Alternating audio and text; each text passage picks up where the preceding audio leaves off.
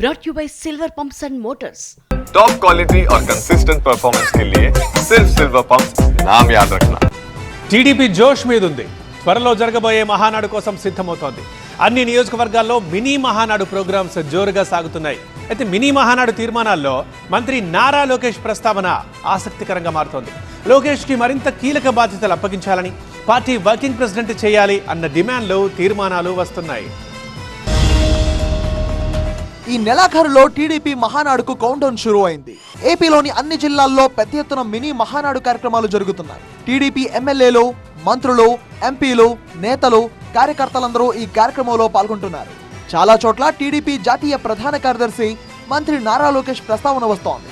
లోకేష్ ను party working president చేయాలి అనే డిమాండ్లు వినిపిస్తున్నాయి. చీపర్పల్లిలో జరిగిన మినీ మహానాడులో ఈ మేరకు తీర్మానించారు.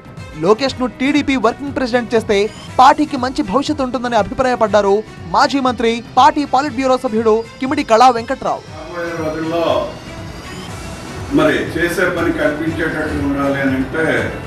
ఏమండి, ఇప్పటి నుంచి నాకు ఇంటి పనిలో కొంచెం ఎక్కువ హెల్ప్ చేయండి. ఎందుకు? నీకు జాబ్ దొరికిందా? నాకు నేనే బాస్ అవ్వాలనుకుంటున్నా. ఎలా? బాస్ వాలా బీ ద బాస్.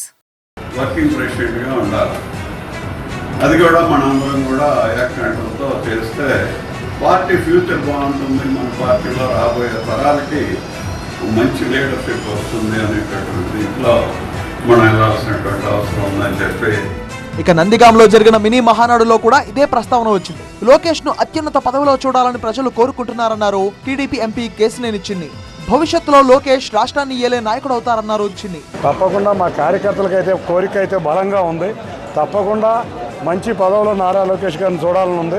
తప్పకుండా భవిష్యత్తులో నారా లోకేష్ గారి మా అందరి నాయకుడిగా, ఇప్పటికే మా అందరికీ నాయకుడు, రాష్ట్రాన్ని ఏలే నాయకుడిగా చూస్తామని అందరం ఆశిస్తున్నాం.